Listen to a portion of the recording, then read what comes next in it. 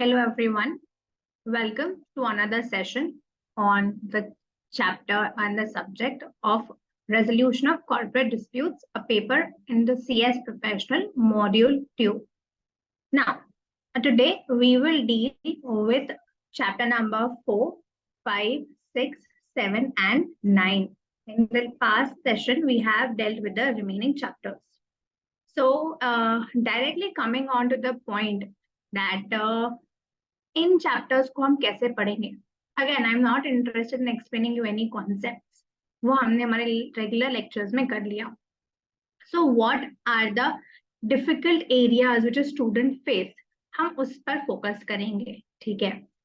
So to go into depth, देखो कुछ कुछ प्रॉब्लम्स जो इन जनरल फेस की जाती है स्टूडेंट्स को कि हम पढ़कर सब जाते हैं एग्जाम में, but then question paper read करने के बाद we are not able to understand the questions, किस तरीके से पूछे गए हैं, हम फिगर आउट नहीं कर पा रहे हैं what should be the appropriate answer. Second most oftenly asked question कि पेपर पूरा केस स्टडी फॉर्मेट में आता है, then how should we prepare for the same. Thirdly, RCD is known for its case laws. तो इतने सारे case laws है, क्या हमें सब लर्न करना है क्या? Okay, so the three major topics we are going to discuss today. Now, dealing with the first one. Entire paper is in case study format. How should you prepare? सबसे पहले ये मिथ है कि पूरा paper 100 marks का paper case study based नहीं आता है. I'll show you कि किस तरह से क्वेश्चंस आते हैं. सबसे पहले समझो, एग्जाम में ना 3 तरह के क्वेश्चंस पूछे जाते हैं पेपर में. एक होता है direct provision based questions. Second, your case law based questions, and the third is your case study based question. Now what do you mean by this? Direct provision based questions वो होते हैं जो आपके sections को लेकर के directly quote किए जाते हैं, जैसे हमारा कंपनी लॉ में होता है ना.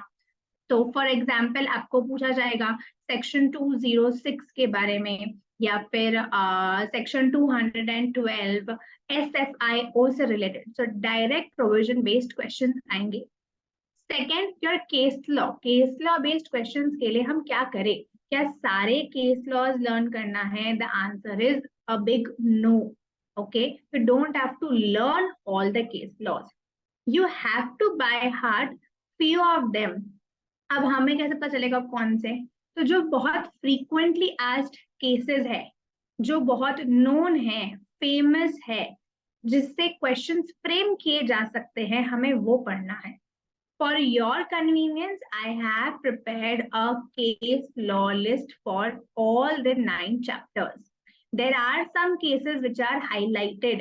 They are very, very important in chapter number 4, 5, 7. Okay. And even in chapter number 9. तो आपको highlighted case तो कर जाना ही है. But what about the rest? Please don't leave it unread. आपको उन्हें read कर जाना ही है. Coming to chapter number 1, 2 and 6. ये 3 के चैप्टर्स में केसेस सभी इंपॉर्टेंट है, आपको सब करके जाना है. I make it very clear कि जब आप केस लॉ के बारे में बात करते हैं तो आपको अगर केस का नाम नहीं पता रहा तो चलेगा, it is not an issue. लेकिन अगर आपको 2 चीजें पता होनी चाहिए. सबसे पहले उस केस में क्या हुआ था, फैक्ट्स क्या थे, स्टोरी लाइन के फॉर्मेट में उसे याद कर लेना. It is very easy for us to remember something in a story format. And second, आपको उस केस का conclusion पता होना चाहिए. आपने अगर केस का नाम नहीं लिखा तो obviously आपके 1 mark, 0.5 जो भी रहेगा उतने मार्क्स तो कट होंगे. But if you quote the facts and the conclusions right, you would be awarded marks. For example, a question comes in the exam, X, Y, Z, etc., etc. And the last line says he explained with a decided case law. Okay, you don't write the case law, marks कटेंगे. But then these 2 things are important. गलत case code नहीं करना. This is the thing I am trying to explain you. Okay, now Coming to the next part, your case study based questions. We will come to this part later. ठीक है, put it on hold. अब ये होता है कि जैसे ये case study based questions कैसे होते हैं हम बाद में देखेंगे. पहले ये चेक करते हैं कि डायरेक्ट प्रोविजन बेस्ड क्वेश्चंस जो एग्जाम में आते हैं वो किस तरह से आते हैं, क्या हम उससे डील कर सकते हैं क्या. Let's see the past question papers. Okay, C this is your June 20 December 2021 question paper. ठीक है, इसमें डायरेक्ट प्रोविजन बेस्ड क्वेश्चन है. उन्होंने आपको घुमा फिरा करके कुछ भी नहीं पूछा है. डायरेक्ट क्वेश्चन है, उसका डायरेक्ट आंसर है प्रोवाइडेड आपने प्रोविजंस अच्छे से पढ़े हैं.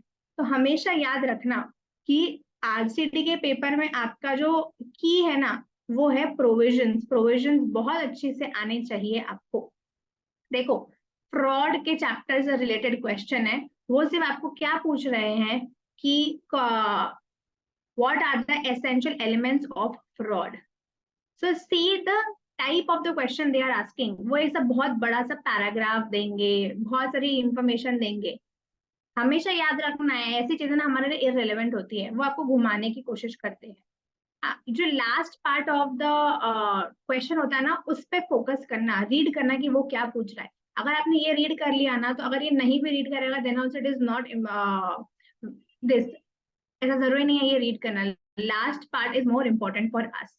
कमिंग टू द नेक्स्ट, जैसे कि यहाँ पर इन्होंने इतना बड़ा सा दिया, वो पूछना क्या चाह रहे हैं आपको कि whether an officer has power to purchase the goods. GST officer के पास की पावर से रिलेटेड क्वेश्चन आया है, और क्या वो कैंसिलेशन डिमांड कर सकता है क्या. ये दोनों प्रोविजंस है. अगर आपने इसके पर्टिकुलर सबसेक्शंस पढ़े रहेंगे तो आप डायरेक्टली इसको आंसर कर पाओगे. No need of this all.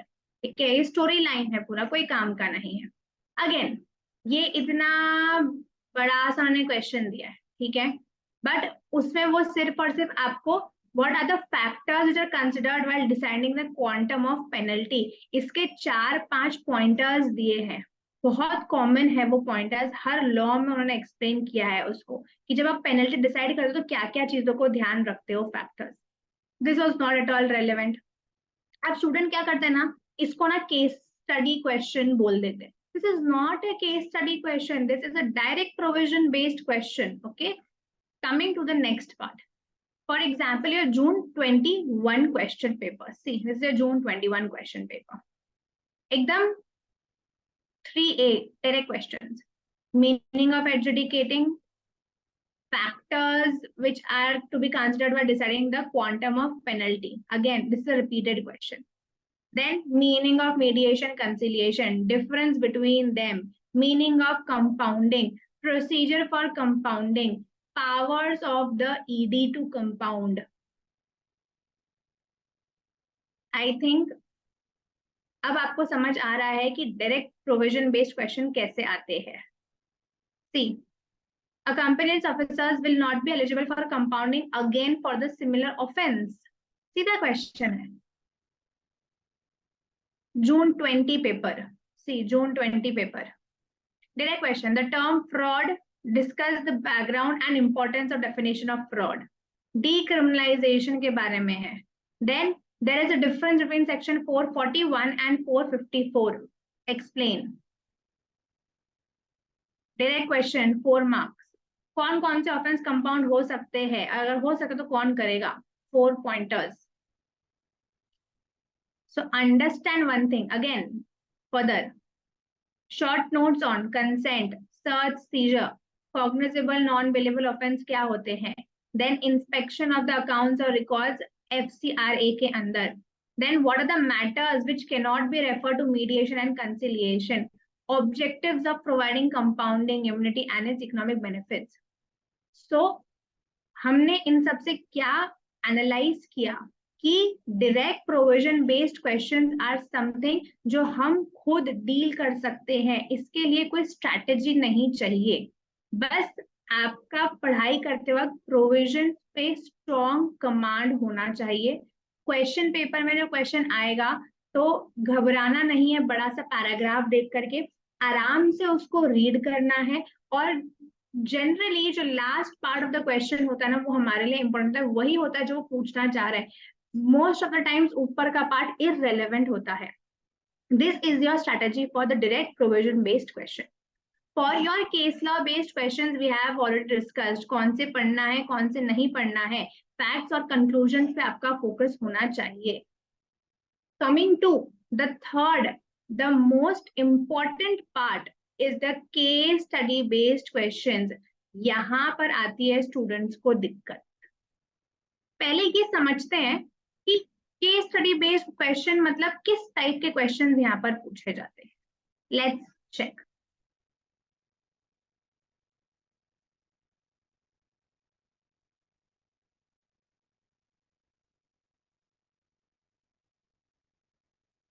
C this is just for your example, ठीक है।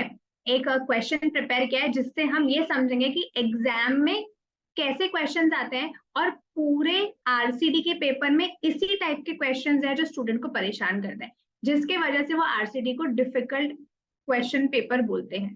But trust me, if you understand the hack, it won't be a difficult paper for you any more, ठीक है। देखो, एक example है। It's a question, okay? So after inspection, it was held that Mr. X failed to file the information which was asked by the Securities Exchange Board of India. A further investigation was carried out by the board, and then penalties were levied under Section 15A of the SEBI Act. An application for the settlement was made by Mr. X to the board कि आपने हमारे ऊपर इतनी penalties लगाई है, थोड़ा सा उसे कम करने के लिए। However, an earlier application for the same default has been rejected. Will Mr. X succeed? अब यहाँ पर स्टूडेंट हो जाता है कंफ्यूज, समझ नहीं आ रहा कि ये क्या पूछ रहा है, कैसे करना है। ऐसे क्वेश्चंस के साथ डील करने के लिए हम यूज करते हैं डिवाइड एंड रूल फॉर्मूला। वो समझने के पहले हमें इन ऐसे क्वेश्चंस को डील करने के लिए ना चैप्टर वाइज स्ट्रैटेजी चाहिए। सो लेट्स सी दो strategy and then will come back to this कि हाउ वी शुड सॉल्व।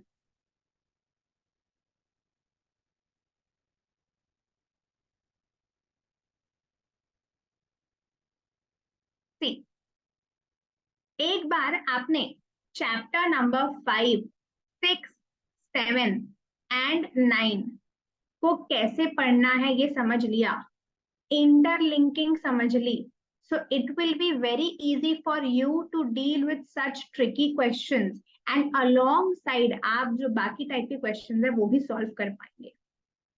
तो before moving ahead on to this topic, पहले ये समझते हैं कि ये पर्टिकुलर चैप्टर ना किस बारे में बात कर रहे हैं, क्या आउटलाइन है, किस तरह से चैप्टर स्ट्रक्चर किया गया है। Regulatory action, your 5th chapter, deals with the concepts of inspection, investigation, inquiry, search and seizure.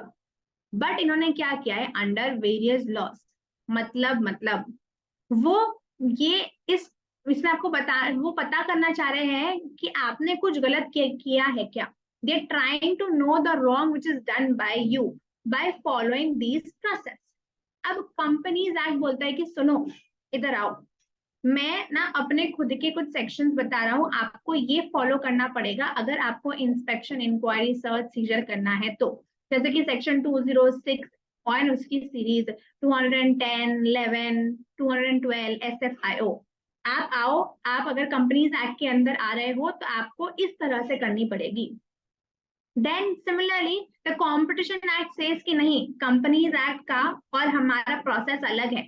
हम हमारा प्रोसेस आपको बता रहे हैं कि आपको अगर ये फंक्शंस कैरी आउट करने हैं तो हम हमारे प्रोसेस से आपको फॉलो करना पड़ेगा। जैसे कि वो एडवर्स इफेक्ट ऑन कंपटीशन देखते हैं, AAEC देखते हैं, डोमिनेंट पोजीशन है या नहीं देखते हैं, अब्यूज ऑफ डोमिनेंट पोजीशन हो रहा है क्या ये देखते हैं। इन सब के अपने प्रोविजन है। And similarly, every act states its own process for that particular area, ठीक है। इस चैप्टर में उन्होंने क्या किया है, हर एक्ट के लिए उस प्रोसेस को डिफाइन कर दिया। तो अब हमें कैसे पढ़ना है, देखो पहले तो कुछ की एरियाज है इस चैप्टर के अंदर, मार्क किए है 1, 2, 3 एंड 4। क्या करो, सबसे पहले ना हम चैप्टर को बिट्स एंड पार्ट्स में पढ़ेंगे। अगर आप एज अ होल चंक पढ़ोगे तो towards the end of the chapter you would be messed up, आपको समझ ही नहीं आएगा कौन सा इंस्पेक्शन का प्रोविजन किस एक्ट का था, because the topic is same, inspection, inquiry, search, seizure, but the laws are changing, the provisions are changing. तो हम इसे बिट्स एंड पार्ट्स में पढ़ेंगे, that is your first strategy to be cleared कि हाँ कौन सा प्रोविजन किसका है। सेकेंड, आप जब पढ़ेंगे तो जैसे मैंने कैसे फ्लो चार्ट प्रिपेयर किया है कि कंपनीज एक्ट के बारे में दिया है, सेबी एक्ट एक्सेट्रा एक्सेट्रा, आप भी ऐसा एक फ्लो चार्ट प्रिपेयर करते चलेंगे चैप्टर पढ़ते वक्त, और इसे थोड़ा सा और इलेबरेट करेंगे। जैसे मैंने कंपनीज एक्ट लिखा, आगे आप लिखेंगे कंपनीज एक्ट, आपने आगे क्या पढ़ा, हाँ मैंने सेक्शन 206 पढ़ा। You don't have to write anything in detail, just write the key words, key things कि आपने क्या पढ़ा, 207, 208, 206 किसके बारे में था उसका नाम लिखेंगे। अच्छा, अगर आपको और थोड़ा सा डेप्थ में लिखना है तो आप एरोज बना करके उसके पॉइंटर्स डालेंगे। Prepare a flow chart as per your convenience. इससे क्या होगा, जब चैप्टर खत्म होगा ना तो आपके पास एक प्रॉपर चार्ट रहेगा ऐसा, और हर एक एक्ट को लेकर के आपके पास पूरी डिटेल्स रहेगी। Now when you want to revise, you want to recall, तो आप इसको देख करके बार बार इसको देखेंगे, आप एकदम सॉर्टेड रहेंगे कि अच्छा इस चैप्टर में ये है, ये सेक्शन इसका है। This is the take to have control on all the provisions. ठीक है, so first study in bits and parts, second make your flow chart. Now third, कौन से सीक्वेंस में पढ़ेंगे, अगर आप अपने सीक्वेंस में पढ़ सकते हैं, I have made some markings 1, 2, 3, 4। Now why these, देखो सबसे बड़ा पार्ट इस चैप्टर के अंदर ना कंपनीज एक्ट है। एक बार हमने तो बड़ा सा पार्ट कर लिया ना, you will have a mental satisfaction कि अच्छा ये हो गया। सेकेंड, कंपटीशन एक्ट इसीलिए क्योंकि ये आपको पढ़ना ही नहीं है, आपको सिर्फ एक बार देखना है कि हाँ ये टॉपिक हो गए ना, because this topic is repeated in your CRI chapter of competition act.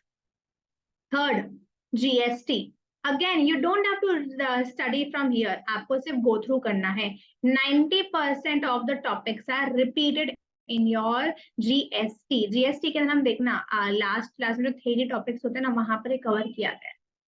And then last में इसको इनकम टैक्स की, the second biggest topic is the income tax वाला। ठीक है, तो पढ़ना तो आपको ये देखना तो कंपनीज एक्ट और इनकम टैक्स है फर्स्ट इंपॉर्टेंट लॉट के अंदर। एंड देन आफ्टर दैट आपको रियलाइज होगा कि you have covered your 60 to 70% of the chapter, confidence next level. And then ये जो बैलेंस टॉपिक्स है ना 5, 6, 7, 8, 9, 10, you do these topics, okay, and likewise you would be done with the chapter. So this is the process of studying this chapter. Okay, देखो let's move on to the next part, chapter number 6।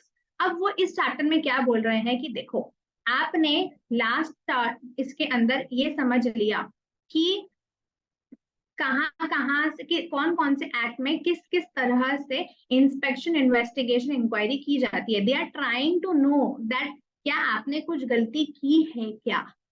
If yes, then the institute is trying to explain you कि हाँ भाई साहब आओ इस chapter में आओ, अगर आपने गलती की है तो हम आपको समझाते हैं कि इस गलती के लिए, इस ऑफेंस के लिए क्या पेनल्टीज होने वाली है, कैसे एडजुडिकेशन किया जाएगा। So if held guilty in the previous chapter, I mean to say in the particular acts, आपने प्रोसेस पढ़ा, अगर आप गिल्टी हो गए हो तो आपको यहाँ समझा रहा है कि what is the process of the adjudication, the quantum of penalties etcetera etcetera. Again her act बोलता है कि सुनो मेरी पेनल्टीज अलग है, मेरे प्रोविजंस अलग है। So therefore again this chapter is divided into some act dealing with the same topic again and again. ठीक है, फॉर एग्जाम्पल आपका कंपनीज एक्ट पेनल्टीज बताता है, adjudication, compounding etcetera, similarly so on and so forth. When we come to the next chapter, अब ये chapter बोलता है कि देखो लास्ट में तो आपने चैप्टर 6 में पढ़ लिया, पेनल्टीज लग गई आपको, कि अब आप कैसे बच सकते हो, कोई रास्ता है क्या बचने का। This chapter says yes we have, again every law says हमारा बचाने का तरीका अलग है। आओ, कंपनीज एक्ट अपना बताता है, सेबी अपना, and then there is a common topic of appeals. Again appeals, हर एक्ट बोलता है मेरे इधर अपील करने का तरीका अलग है, कंपनीज में अलग, सिक्योरिटीज में अलग, फेमा में अलग। ओके जैसे कि अगर आप कंपनीज एक्ट का देखेंगे तो आपको कंपाउंडिंग के बारे में बता रहा है, अपील बता रहा है, सेबी के अंदर सेटलमेंट प्रोसीडिंग्स के बारे में बता रहा है, and so on and so forth. इस तरह से आपके ये चैप्टर्स इंटरलिंक्ड है। If you come to chapter number 9, अब 9 बताता है कि देखो हमने सबसे पहले आपको 5th वाले चैप्टर में आपके ऊपर कार्रवाई की, पता चल गया आप गलत हो। 6th वाले चैप्टर में हमने आपको बताया कि आपके ऊपर क्या क्या पेनल्टीज होने वाली है, क्या प्रोसेस होने वाला है। 7th वाले चैप्टर में हम आपको थोड़े बचाने के तरीके बता रहे हैं।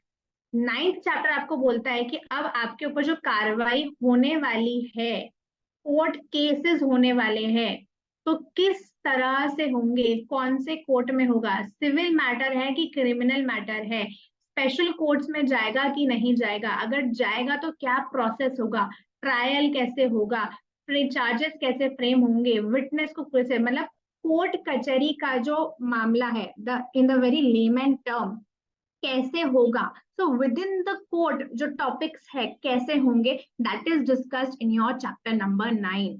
सो I hope we are very clear how chapter number 5, 6, 7 and 9 are interlinked to each other. सबसे पहले इंटरलिंकिंग समझना बहुत जरूरी है। स्टूडेंट्स को यही समझ नहीं आता कि सब्जेक्ट को कैसे फ्रेम किया गया है। हर चैप्टर के अंदर लॉज लॉज लॉज, एक ही टॉपिक पे multiple provisions. So first you have to understand this. Now, the reason of understanding this is check. यहाँ पर केस स्टडी क्रैक करने के लिए जरूरी है। फॉर एग्जाम्पल, सबसे पहले मैंने रेगुलेटरी एक्शन उठाया, कंपनीज एक्ट का यहाँ पर मैंने एक प्रोविजन पढ़ा। ओके ऊपर के एग्जाम्पल को ही कंटिन्यू करते हैं। देखो यहाँ पर इन्होंने क्या किया ना, हर चैप्टर के लॉ को कंबाइन किया है, इंटरलिंक किया है। मतलब सबसे पहले उन्होंने बोला है कि इंस्पेक्शन के बाद मिस्टर एक्स पता चला कि he did not file the information asked by SEBI. Okay so chapter number 5 के अंदर उन्होंने एक प्रोविजन दिया था कि अगर आपको इंफॉर्मेशन मांगी गई है तो देना पड़ेगा। देखते हैं कहाँ लिखा है। This is on the investigations, your chapter number 5. Okay कि ये देखो, the powers of the investigating authority, the investigating authority may require any person to furnish documents, information, produce such books. Second, if any person fails without reasonable cause to produce to the investigating authority such other information, then उसके ऊपर आगे actions लिए जाएंगे। ठीक है, तो exam में question इस तरह से फ्रेम किया जाता है, अंडरस्टैंड इट वेरी केयरफुली। तो सबसे पहले उन्होंने एक्सप्लेन किया, उन्होंने 5th चैप्टर का एक कॉन्सेप्ट उठा लिया, after inspection they fail to take the information, और उन्होंने फर्दर इन्वेस्टिगेशन किया। अब आगे वो क्या बोल रहा है, after the further investigation was carried out, penalties were levied under section number 15A। तो वो बोल रहा है कि अब पेनल्टीज लगा दी उन्होंने। ये कॉन्सेप्ट लिया गया है चैप्टर नंबर 6 से। लेट्स सी, ये देखो आपका चैप्टर नंबर 6 के अंदर जो सेबी एक्ट दिया है वहां पर आए। पहले 5th चैप्टर में 5 में जो सेबी एक्ट था वहां का एक प्रोविजन लिया, चैप्टर नंबर 6 में वापस सेबी एक्ट का ही प्रोविजन लेंगे वो, कि penalty for failure for further information, failure for furnishing the information, see the provision is written here, और फिर क्या पेनल्टी लगने वाली है। ठीक है, तो उसी क्वेश्चन में उन्होंने एक कॉन्सेप्ट कहाँ का ले लिया, योर चैप्टर नंबर 6। आगे वो क्या बोल रहे हैं, an application for the settlement was made by mister X to the board. अब ये जो कॉन्सेप्ट उन्होंने कहाँ से लिया, सेबी एक्ट का ही चैप्टर नंबर 7 से ले लिया, जहां पर सेटलमेंट प्रोसीडिंग्स के बारे में बात की गई है। This is your chapter number 7। See, relief and remedies. Settlement, और वो क्वेश्चन क्या पूछ रहे हैं आपको, however an earlier application of the same default has been rejected, क्या वो सक्सीड करेंगे? अब आप मुझे बताओ, इतने सारे कॉन्सेप्ट्स पूछे, हर चैप्टर के सेबी लॉ को इंटरलिंक करके उन्होंने एक क्वेश्चन फ्रेम किया। They are asking you the question from chapter number 7 mixing all the concepts. यहाँ स्टूडेंट हो जाता है कंफ्यूज। फॉर योर इंफॉर्मेशन, इसका आंसर कहाँ है? ये चैप्टर के अंदर ही है, ये देखो। No application for settlement for any specific proceeding shall be considered if an earlier application regarding the same alleged default has been rejected. Application of same default has already been rejected. क्या वो succeed करेगा? The answer is no. अगर आपको इसका presentation करना है तो सबसे पहले आपको एक्सप्लेन करना पड़ेगा थोड़ा सा कॉन्सेप्ट की मिस्टर एक्स का काम था इंफॉर्मेशन देने का, दूसरा उसने इंफॉर्मेशन नहीं दिया, इसीलिए थर्ड उसके ऊपर ये प्रोसीडिंग्स की गई है, और फिर आपको ये प्रोविजन एक्सप्लेन करना पड़ेगा कि जब एप्लीकेशन देते हो सेटलमेंट के लिए तो एप्लीकेशन कब कंसिडर नहीं किया जाएगा, एंड देन आपका फैक्ट्स रहेगा कि इसने ऑलरेडी एप्लीकेशन दे दी थी, फिर आपका कंक्लूजन रहेगा कि अबव प्रोविजंस के अकॉर्डिंग ये नहीं कर सकता, सक्सीड नहीं हो सकता।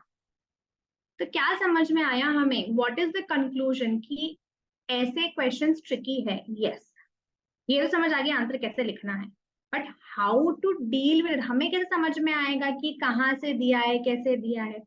इसीलिए जब आप ये चैप्टर्स को पढ़ेंगे तो आप इंटरलिंक कर कर पढ़ेंगे।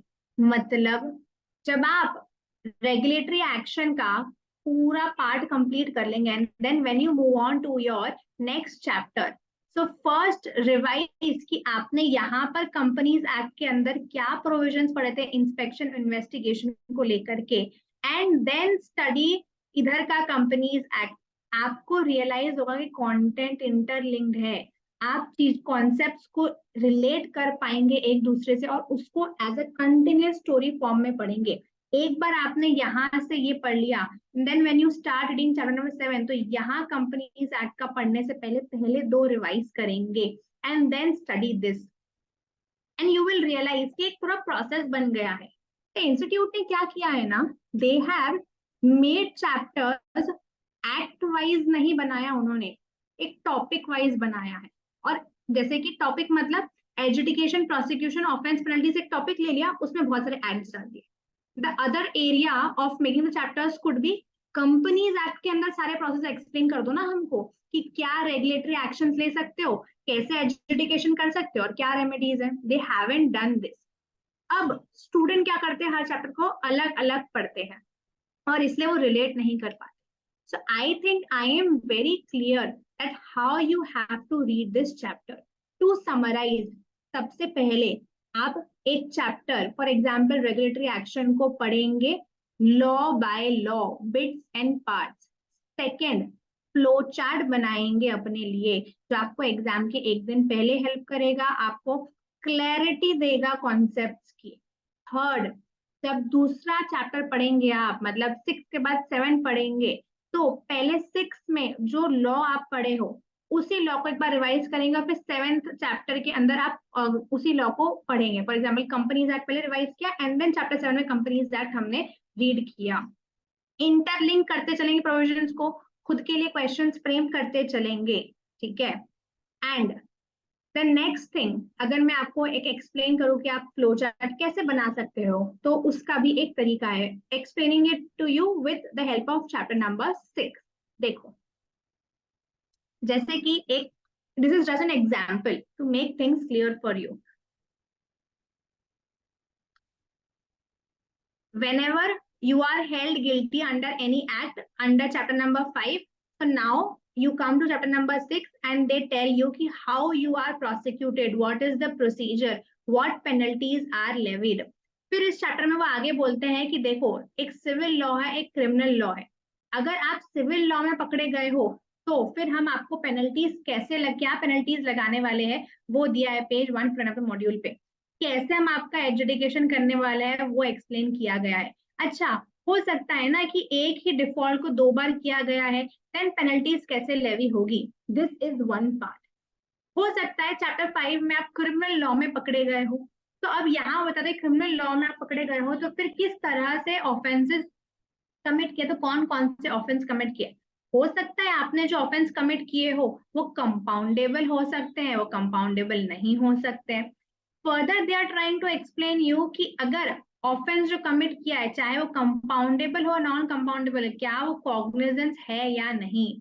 Further, they are explaining you section 447 and read along with 212 cognizance से related।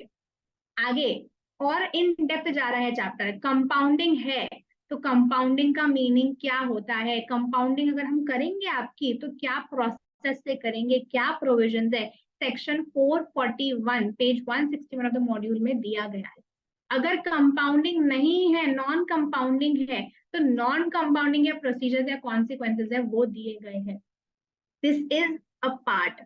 इसके अंदर सारे सब टॉपिक्स कवर हो गए मेरे मॉड्यूल के। मैंने इसको एक स्टोरी फॉर्मेट में लिंक करके चला, पिछले चैप्टर से लिंक करके चला। You have to do the same for yourself. Coming ahead, आगे वो बोलता है कंपनीज एक्ट के लिए ही कि एजुडिकेशन और कंपाउंडिंग दो अलग अलग कॉन्सेप्ट है, आप इसका डिफरेंस समझ लो and then your balance chapters. इस तरह से मैंने कंपनीज एक्ट पढ़ लिया, एक पार्ट हो गया चैप्टर का।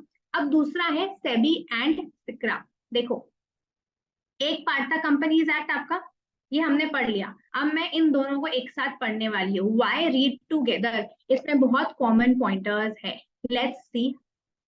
देखो उन्होंने बताया है कि अगर लास्ट चैप्टर में आपने सेबी लॉ के अंदर कुछ गलत किया रहेगा तो यहाँ आओ हमारे पास, हम आपको बताते हैं पेनल्टीज क्या लगने वाली है। सेबी एक्ट और सिक्रा एक्ट के अंदर पेनल्टीज दी हुई है, सेक्शन नंबर 15A से लेकर के आगे सीरीज है। दोनों की पेनल्टीज सेम है 90%। सिर्फ कुछ है जो हो सकता है सेबी में हो बट सिक्रा में नहीं हो, थोड़ी सी वैल्यूज अलग है ना। तो रीड इट टुगेदर, एक बार पढ़ो, दूसरी बार बस क्रॉस कट करके न्यू कंटेंट पढ़ना। देन दे आर सेइंग, सिक्रा में सिर्फ इतना ही दिया, उन्होंने सिर्फ पेनल्टीज बताई और कुछ नहीं बताया। वो बोल रहे हैं कि सेबी एक्ट के अंदर अगर आप पकड़े गए ना तो सुनो, हमारे 3 डिपार्टमेंट्स है, एक लिटिगेशन डिपार्टमेंट, एक प्रोसिक्यूशन, एक सेटलमेंट। वो आपको बताएंगे कि हमारे यहाँ एडजुडिकेशन प्रोसीडिंग्स कैसे कंडक्ट की जाती है, उसका प्रोसेस एक्सप्लेन किया है उन्होंने सेबी एक्ट के लिए। हो गया यहाँ पर सेबी एक्ट खत्म। मतलब लास्ट चैप्टर में मैंने पढ़ा था सेबी एक्ट के प्रोविजंस क्या है, कैसे इंस्पेक्शन होता है, मुझे डॉक्यूमेंट्स वगैरह देने होते हैं। फिर मुझे समझ में आया कि नहीं, मैंने नहीं दिया डॉक्यूमेंट्स, मैं पकड़ी गई हूँ। यहाँ पर अब वो बोल रहे हैं कि आपको पेनल्टीज लगने वाली है और अब मेरा एजुकेशन प्रोसीडिंग्स होने वाला है जो यहाँ पर दिया। This is the interlinking between both the chapters. Similarly FEMA, FEMA का उन्होंने क्या बोला इस चैप्टर के अंदर, द थर्ड लॉ। ये 2 लॉ हो गए हमारे, अब थर्ड लॉ पर हम पढ़ने के लिए आ रहे हैं। तो अगेन अ फ्लो चार्ट, इसमें क्या क्या टॉपिक्स दिए हैं। Who can make the detention orders, कौन है वो अथॉरिटी डिटेंशन ऑर्डर्स दे सकता है और कौन सी सर्कमस्टेंसेस में ये ऑर्डर्स दिए जाते हैं। ये ऑर्डर्स देने के बाद what is the time period और the expiry of this orders, क्या ये ऑर्डर रिवोक हो सकते हैं क्या एक बार देने के बाद। सेकंड, ये ऑर्डर्स कहाँ एग्जीक्यूट किए जाएंगे, कैसे एग्जीक्यूट किए जाएंगे और कहाँ एग्जीक्यूट किए जाएंगे, कौन से ग्राउंड्स पे आप इनको एग्जीक्यूट करोगे। हो सकता है डिटेंशन ऑर्डर्स जो past can not be invalid in the following veg. उन्होंने एक लिस्ट एक्सप्लेन की है कि जो आपको डिटेंशन करते हैं, आपको रखते हैं अपने पास, डिटेन किया जाता है, तो वो डिटेंशन ऑर्डर्स कुछ कुछ तरह से इनवैलिड है, कैन नॉट इनवैलिड नहीं हो सकते हैं। देन अगर आपने किसी को डिटेन कर लिया और अगर वो इंसान भाग गया, एब्सकॉन्डिंग पर्सन, तो उस केस के अंदर हम क्या करेंगे आपका, and how the above process is conducted. Advisory board के थ्रू पूरा प्रोसेस कंडक्ट होता है ये डिटेंशन का, उसको लेके इंफॉर्मेशन दी गई है। एंड लास्टली आपके कुछ पेनल्टीज है। इस तरह से यहाँ पर फेमा का टॉपिक आप कंप्लीट कर सकते हो। पेनल्टीज लग जाती है तो कौन करता है, एडजुडिकेटिंग अथॉरिटी करती है। देन कौन एनफोर्स करता है, enforce the orders of adjudicating authority, and then आपको इसमें ये भी बताया गया है कि हम आपको फेमा के अंदर क्या अपील्स दे सकते हैं। So in this way this topic का हमने एक फ्लो चार्ट बना लिया कि चैप्टर में क्या क्या पूछा गया है एक स्टोरी लाइन में, and again interlinking with the chapter number 5।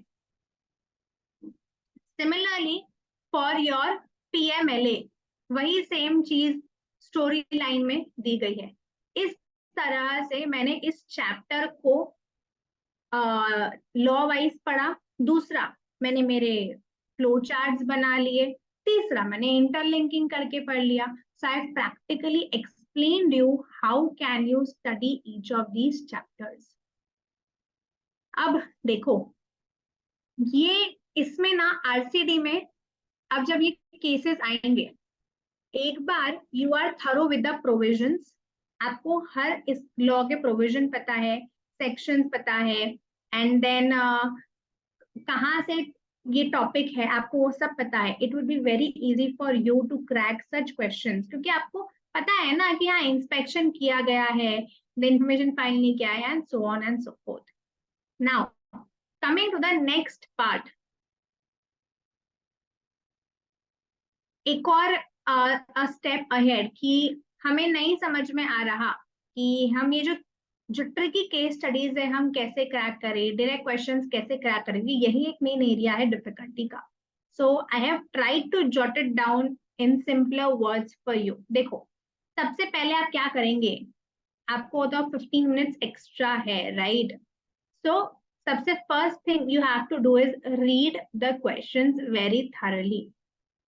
Now आपको क्वेश्चन देख के समझ में आएगा कि या तो वो डायरेक्ट प्रोविजन बेस्ड क्वेश्चन रहेगा जैसे हमने अभी एग्जांपल्स देखे, सेकंड आपको समझ में आएगा कि नहीं डिसाइडेड केस लॉ के बेसिस पे आंसर देना है, ये तो वो वाला क्वेश्चन है, या फिर थर्ड ऐसा जो अभी हमने देखा मिक्स्ड, हर चैप्टर के कॉन्सेप्ट्स को मिक्स करके एक बूम एक क्वेश्चन पूछा गया है, वैसा तो कुछ क्वेश्चन दिया गया है।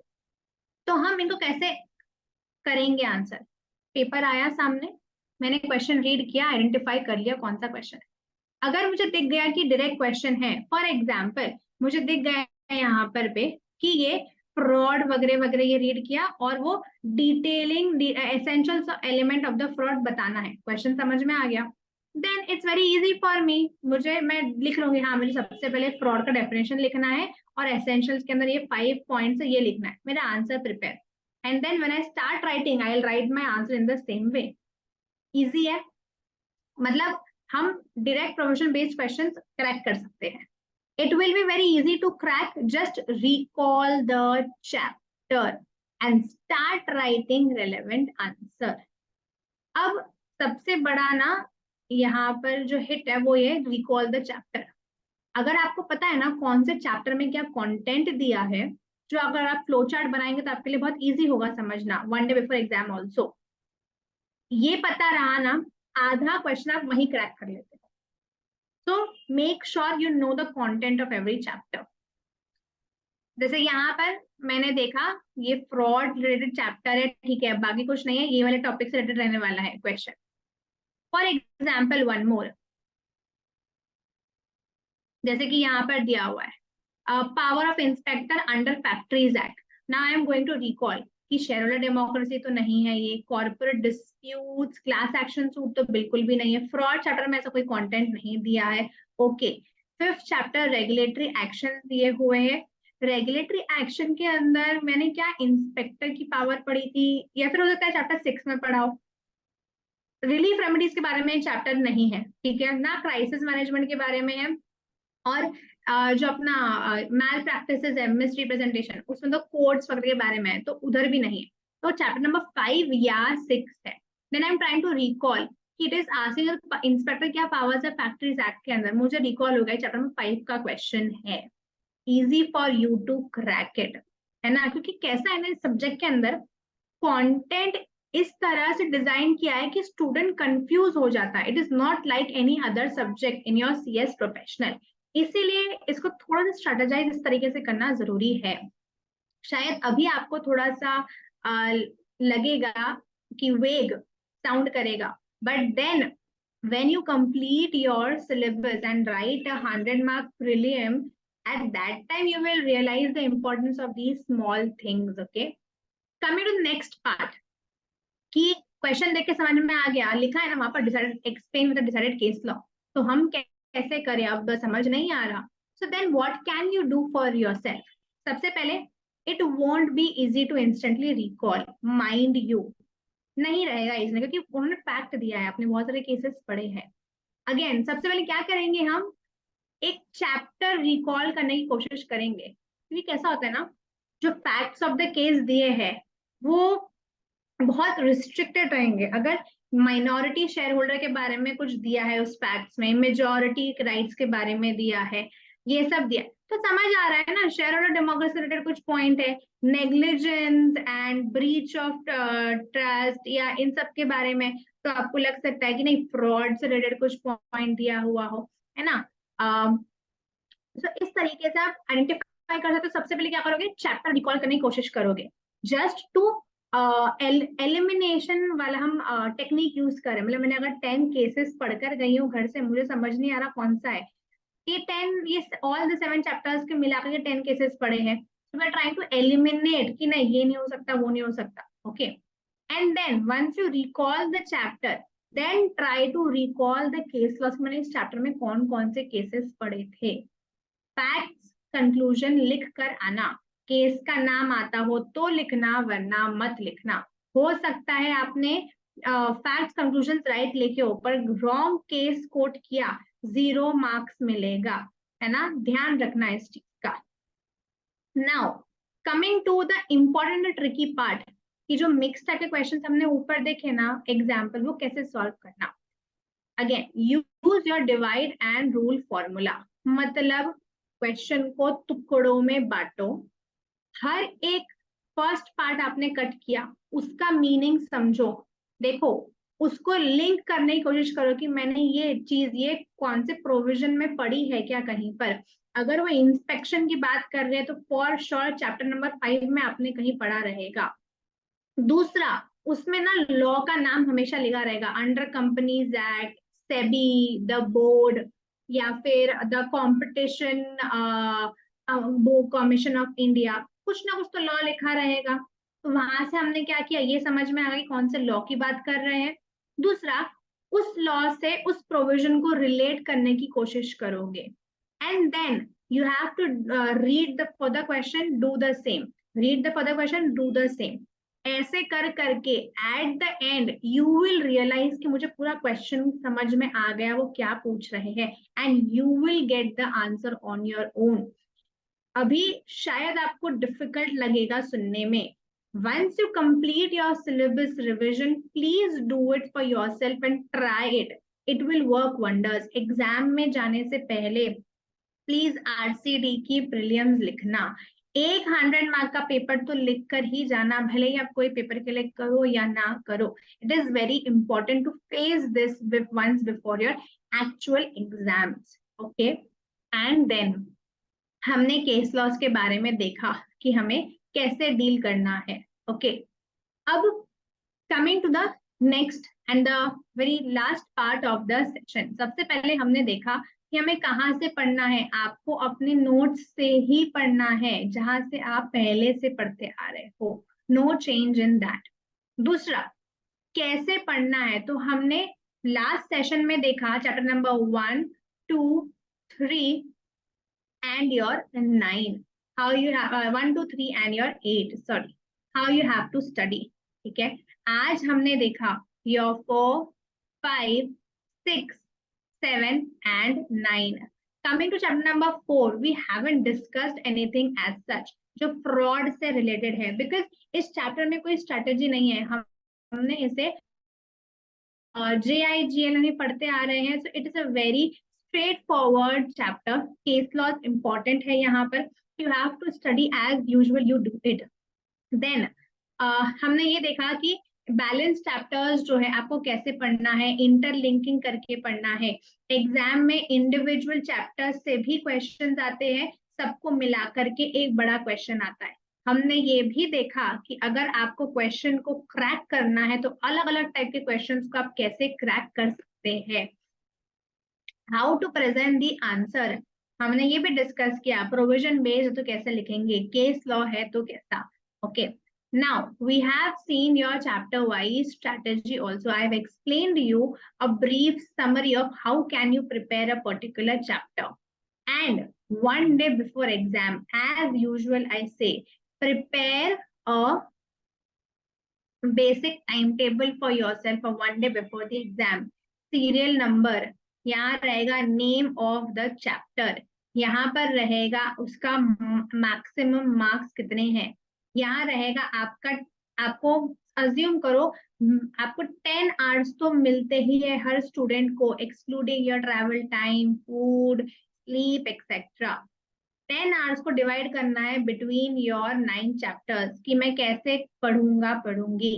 And then the time intervals means कि for example 9 AM to 10 AM I am going to study this chapter, 10 AM to 10:30 I will have my break, and so on and so forth. Stick to this one day before the exam. This will ensure कि आप अपना syllabus complete करके जा रहे हो।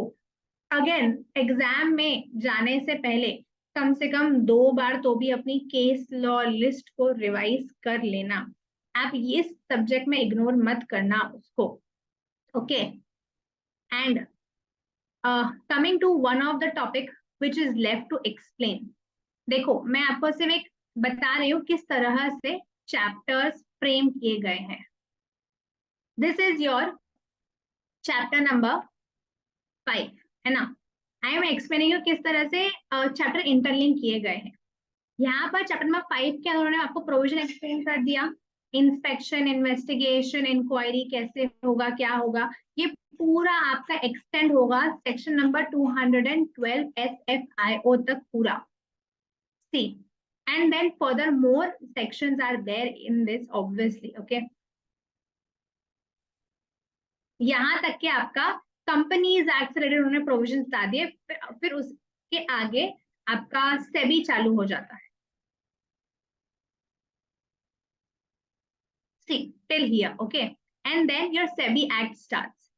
अब chapter number 6 के अंदर your adjudication, prosecution, offence and penalties. Again अब कंपनीज एक्ट का उन्होंने वापस स्टार्ट किया कि वहां पर यहाँ देखो आप कि पेनल्टीज कौन कौन सी आपको लगने वाली है। Then they are trying to explain you कि हम ऑफेंसेस कंपाउंड कर सकते हैं, नॉन कंपाउंड कर सकते हैं, कॉग्निजेबल, नॉन कॉग्निजेबल, आप पनिशमेंट्स क्या रहने वाली है हमारे साइड से, एक्सेट्रा एक्सेट्रा। फिर वो बोल रहे हैं कि ये पनिशमेंट्स है तो क्या स्पेशल कोर्ट्स आने वाले हैं, क्या आपको किस तरीके से कार्रवाई की जाएगी स्पेशल कोर्ट्स के अंदर। एंड लाइकवाइज कंपनीज एक्ट वाला पार्ट दिया।